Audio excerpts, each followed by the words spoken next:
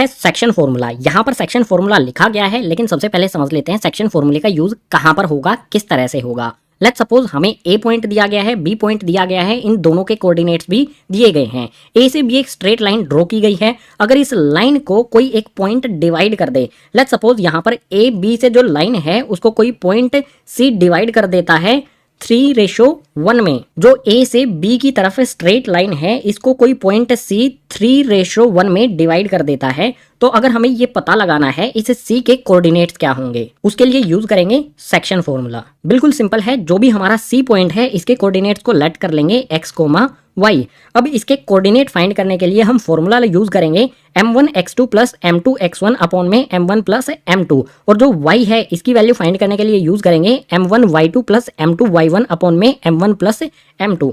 आप कहोगे इसमें m1 और m2 क्या होगा? भाई x1 और x2 तो समझ जाएंगे, y1 और y2 तो समझ आ जाएगा। जो हमारा यहाँ पर a पॉइंट के कोऑर्डिनेट है ये x1 y1 हो जाएगा, ये x2 y2 हो जाएगा। m1 m2 क्या होगा? जो हमारा रेशो है यहाँ पर क्या है 3:1 है, तो इसमें जो फर्स्ट वाला है ये होगा हमारा m1 और जो सेकंड वाला है ये हो जाएगा हमारा m2। जो भी रेशो हमें दिया है उसमें फर्स्ट m1 और सेकंड हो जाएगा m2। इस फॉर्मूले में सभी वैल्यूज को पुट करके x और y जो हमारी वैल्यूज हैं सी पॉइंट की ये फाइंड कर लेंगे। कैसे करेंगे? बिल्कुल सिंपल है गाइज। यहाँ पर x, y लिखेंगे, ब्रैकेट लगाएंगे, इक्वल्स टू में यहाँ पर वैल्यूज पुट करेंगे m1 x2। m1 की वैल्यू यहाँ पर रेशो क्या है m1 3, सो यहाँ पर आ जाएगा 3 मल्टीप्लाई में यहाँ पर है x2 की वैल्यू कितनी है 8, सो यहाँ पर आ गया 8 प्लस में m2 x1।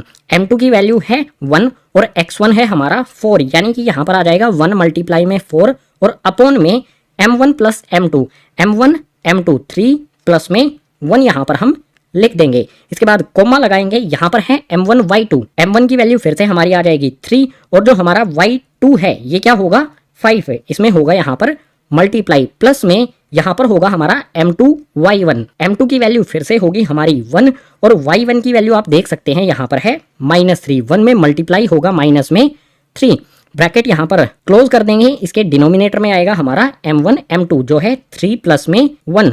सोल्व कर लेंगे तो हमारी x और y की वैल्यू हमें मिल जाएगी। सो बिल्कुल सिंपल है, 3 को 8 से मल्टीप्लाई करेंगे तो ये हो जाएगा 24 प्लस में 1 को 4 से मल्टीप्लाई करेंगे तो ये हो जाएगा 4 और डिवाइड में 3 प्लस में 1 ये हो जाएगा हमारा 4।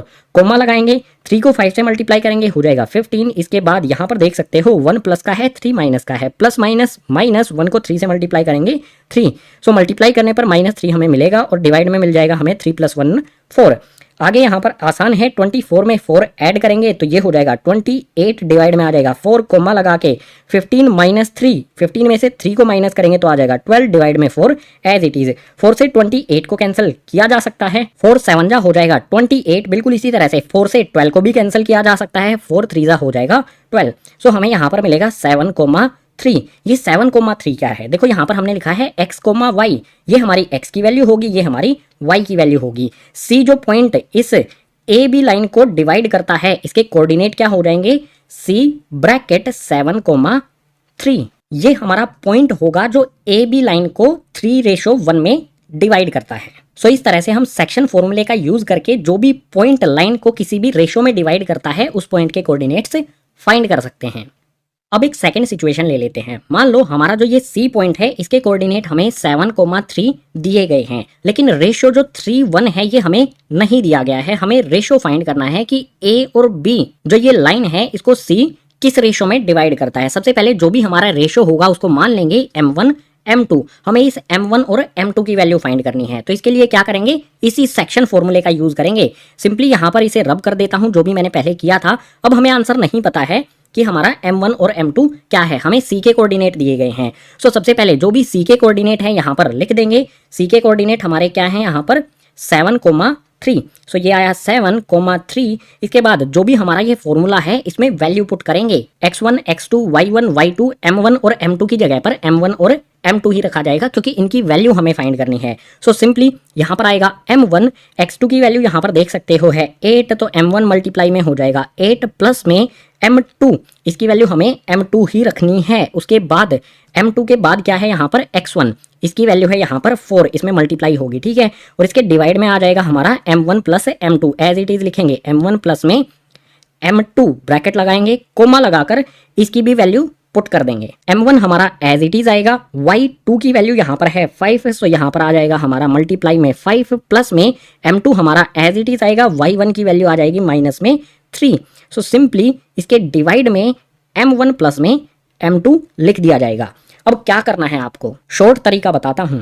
जो हमारा ये फर्स्ट कोऑर्डिनेट है ये x का है, 7 के इक्वल में हम रखेंगे इस वाली वैल्यू को, और जो 3 है उसके इक्वल में रखेंगे हम इस वाली वैल्यू को। किसी भी एक को हम सोल्व करके m1 और m2 की वैल्यू फाइंड कर सकते हैं। यहां पर मैं 7 के इक्वल में ये वाली टर्म्स रख के m1 और m2 की वैल्यूज फाइंड कर लेता हूं। सो यहां पर मैंने लिखा 7 इक्वल्स टू में m1 में 8 मल्टीप्लाई करेंगे तो ये हो जाएगा 8m1 प्लस में 4 में हम m2 को मल्टीप्लाई करेंगे तो ये हो जाएगा 4m2 और अपॉन में हमारा m1 प्लस में m2 एज इट इज रहेगा। जो डिवाइड में हमारा m1 m2 है, अगर हम इसको इस साइड में शिफ्ट कर दें, इस साइड में ये डिवाइड है, इस तरफ जाके 7 में हो जाएगा मल्टीप्लाई।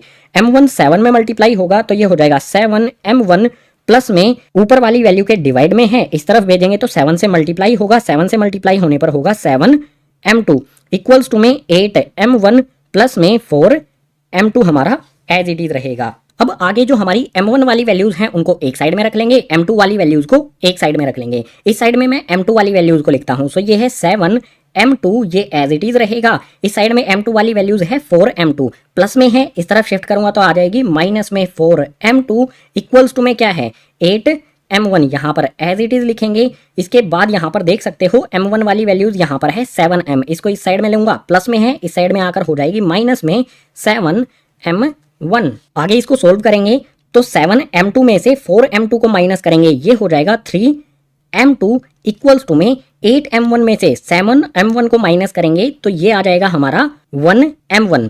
अब सिंपली क्या करना है, हमें जो नंबर्स हैं उनको एक साइड में लेकर आना है और m1 m2 को एक साइड में लेकर आना है। m2 को मैं इसी साइड में रखूंगा, सो ये आ गया मेरा m2, और इस साइड में जो m1 है 1 के साथ कैसे है मल्टीप्लाई में, इस साइड शिफ्ट करूंगा तो ये आ जाएगा हमारा m1 डिवाइड में इक्वल्स टू में क्या होगा, m2 के इक्वल्स टू में 1m1 था, m1 इधर आ गया, बचा यहाँ पर हमारा 1, और m2 के साथ यहाँ पर 3 कैसे है मल्टीप्लाई में, इस साइड भेजेंगे तो हो जाएगा डिवाइड में। सो यहाँ पर आ जाएगा 3। जो हमारा रिक्वायर्ड रेशियो होगा m2 अपॉन m1 का वो 1/3 होगा। m2 की वैल्यू 1 होगी, m1 की वैल्यू 3 होगी। सो m2 की वैल्यू हमारी आ जाएगी 1 और m1 की वैल्यू आ जाएगी 3। हमने बिल्कुल स्टार्टिंग में जब हमें c के कोऑर्डिनेट्स फाइंड करने थे तो इस लाइन को किस रेशो में डिवाइड किया था, 3:1 में। हमने कोऑर्डिनेट्स रेशो को हम भूल गए थे, हटा दिया था हमने कि रेशो फाइंड कैसे करना है ये बताने के लिए। तो इसके कोऑर्डिनेट्स जो भी हमने फाइंड किए थे उनको पुट करके जब हमने सोल्व किया तो हमने ये भी वेरीफाई कर लिया कि जो रेशो है वो 3:1 ही था m1 और m2 का। सो इस तरह की सिचुएशंस को सोल्व करने के लिए हम यूज करेंगे सेक्शन फॉर्मूले का। जब हमें कोई भी एक a पॉइंट और एक b पॉइंट दिया गया हो और कोई third point in a b की लाइन को इंटरसेक्ट करता है किसी भी रेशो में, इस पॉइंट के कोऑर्डिनेट फाइंड करने के लिए, या फिर इस पॉइंट के कोऑर्डिनेट हमें दिए गए हैं और रेशो हमें फाइंड करना है, तो भी हम सेक्शन फॉर्मूले का ही यूज करेंगे। एग्जाम्पल्स भी यहाँ पर हमने ले लिए हैं तो सेक्शन फॉर्मूला हो जाता है कंप्लीट।